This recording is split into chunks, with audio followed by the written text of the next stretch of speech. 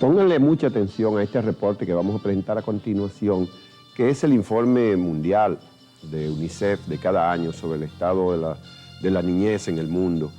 Y es bellísimo, pero además revelador de los efectos traumáticos de todas las guerras en los niños, en los infantes. Afortunadamente se superó la guerra de Bosnia-Herzegovina en estos días, pero hay guerra por todas partes del mundo y siempre la ha habido. Vamos a ver el reporte.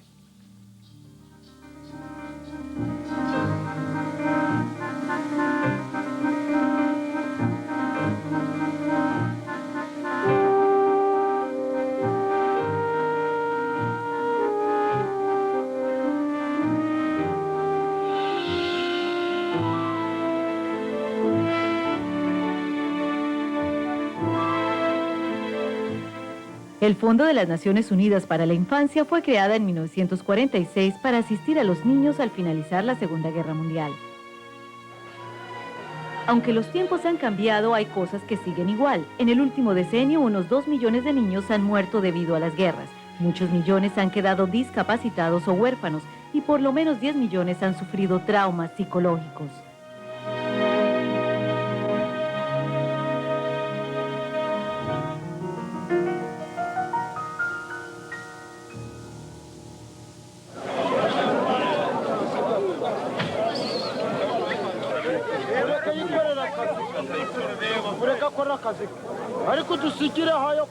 La naturaleza de la guerra ha cambiado. Hoy, en la mayoría de los casos, los conflictos son luchas sangrientas entre grupos étnicos de una misma nación que se libran en aldeas y calles suburbanas. En cada guerra aumenta la proporción de civiles muertos. Ya no se trata de que las familias y los niños queden entre dos fuegos, sino que por lo general son blancos bélicos específicos. Los niños son víctimas de violencia y muerte brutal, sufren hambre, torturas y la separación de sus padres. Viven bajo la amenaza constante de las minas terrestres. Se convierten en refugiados, sufren traumas, pues son testigos de acciones que nunca deberían haber visto. Sin duda, la guerra moderna tiene consecuencias terribles para las vidas de los niños. El UNICEF cree que es posible proteger a los niños de los efectos de la guerra.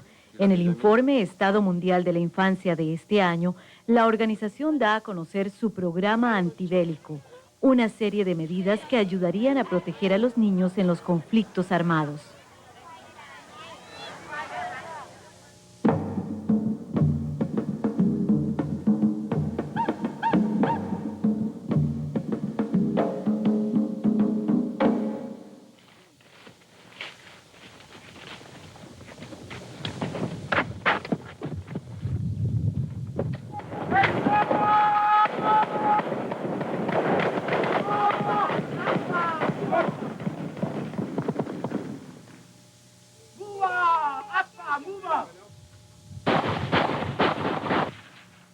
Porque las armas actuales son livianas, los niños son reclutados como soldados en números cada vez mayores.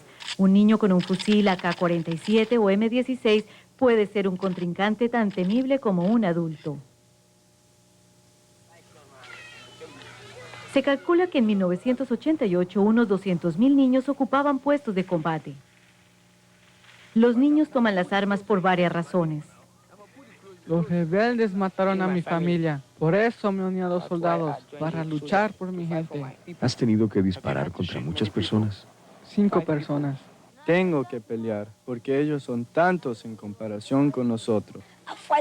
Lucho para salvar a mi pueblo, mi vida, mi país, para defender mi país.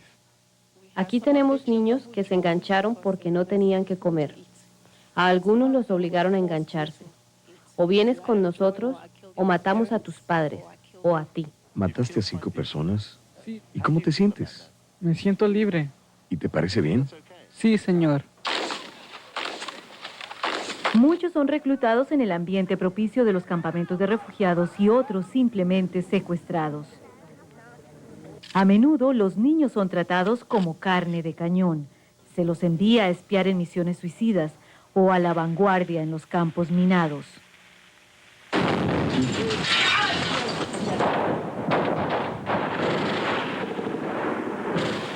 Para los niños soldados es difícil superar la guerra e iniciar una nueva vida. En diversos países se realizan esfuerzos para rehabilitarlos, para impedir que vivan vidas de violencia y crimen, tal el caso de Liberia, Mozambique, Ruanda y otros países. La Convención sobre los Derechos del Niño, un tratado internacional que ha sido aceptado por casi todos los gobiernos del mundo, fija en 15 años la edad mínima para la conscripción en las Fuerzas Armadas. El UNICEF aboga por que esa edad sea elevada a los 18 años.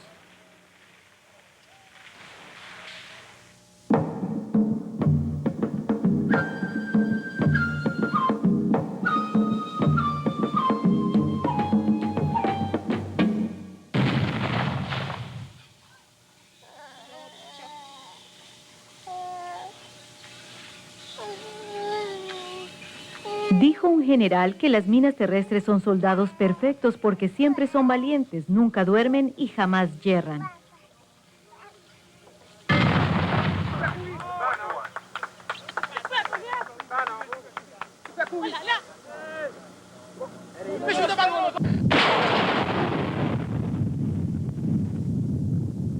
Las minas terrestres son baratas, fáciles de colocar y mortíferas. Permanecen activas durante varios decenios y vienen en una gama espectacular de formatos y colores que despiertan la curiosidad de los niños. Así que durante 2 años, ¿nadie pisó esa mina? No, y no detonó porque la cubría una raíz.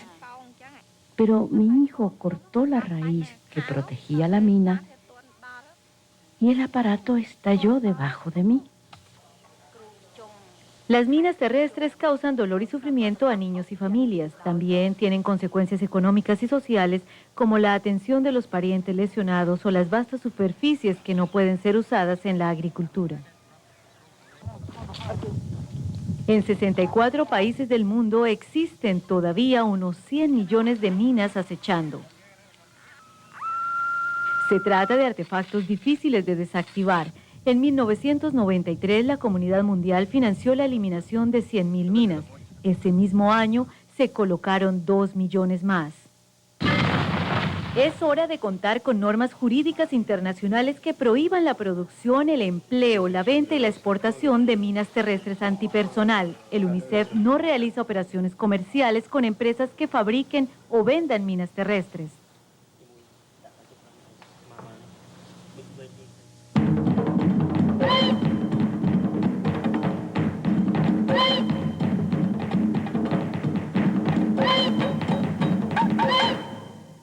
En 1993, el UNICEF entrevistó a más de 1.000 niños en Sarajevo. Casi todos habían sufrido bombardeos.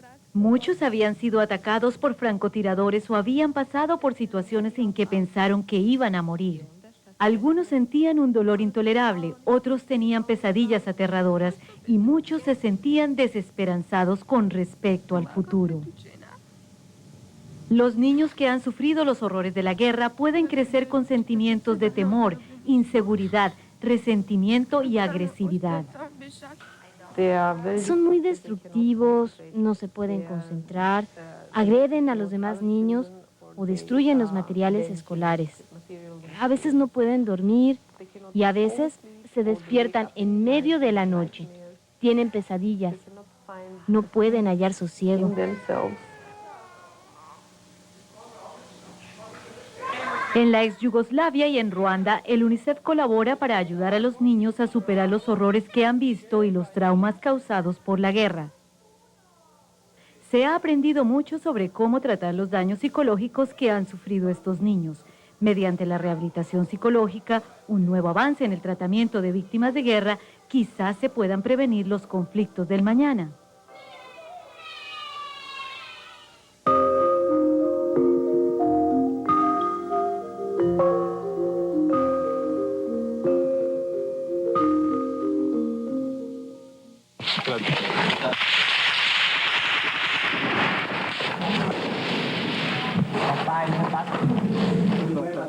En el decenio de 1980, el UNICEF formuló una nueva estrategia mediante la cual se designó a los niños zonas de paz. Todo comenzó en 1985 en El Salvador, cuando se inmunizó a 250,000 niños durante una cesación del fuego acordada especialmente. Desde entonces, en Uganda, el Líbano, el Afganistán, Angola, Liberia y otros países se han suspendido crueles guerras civiles para poder brindar alimentos y atención de la salud a los niños. Recientemente, en el Sudán, por primera vez, grupos de combatientes contra un gobierno reconocido se comprometieron a respetar los principios consagrados en la Convención sobre los Derechos del Niño. En esta guerra han muerto muchos niños, se han visto muchas violaciones de sus derechos. La única manera de proteger esos derechos es ir al Sudán y hablar con quienes pueden protegerlos, los militares, el gobierno, las organizaciones humanitarias, las agrupaciones religiosas y femeninas, las ONG. Ellos son quienes pueden proteger a los niños del Sudán. Entre las disposiciones de la Convención que acatan los grupos rebeldes figura el derecho de los niños a la educación. Con la cooperación de los bandos en pugna, los niños pueden ir a la escuela a pesar de la lucha. Ahora que regresé y vi que mi madre está viva, puedo continuar con mi vida.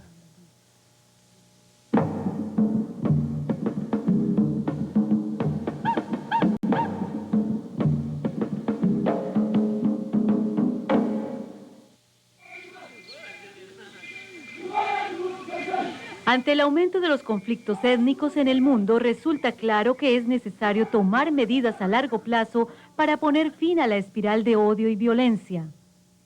La educación para la paz hace posible que los niños aprendan a comprender a los demás, les enseña a resolver sus diferencias sin apelar a la violencia. Y les enseña que no está mal ser diferente de los demás. En Burundi se trata de poner fin a la ancestral espiral de violencia étnica mediante el fomento de los principios y la cultura de la paz entre los niños. Decenas de miles de niños de Burundi permanecen en campamentos para personas desplazadas debido a la violencia étnica. Estos niños han sufrido las consecuencias de la desconfianza, la venganza y el odio. El UNICEF tenía que comunicarse con estos niños y lo logró de una manera original, mediante los títeres para la paz. Una compañía de títeres recorre los campamentos de refugiados con un mensaje: solos no somos nada. A prueba por unos pocos frijoles. Creo que nada volverá a enfrentarlos. Han aprendido una lección que me gustaría que todo el mundo aprendiera. Todos debemos vivir en paz y en armonía y entender que hay un lugar y un momento para todo y para todos. Solos no somos nada. Y ahora, niños, vayan y bailen.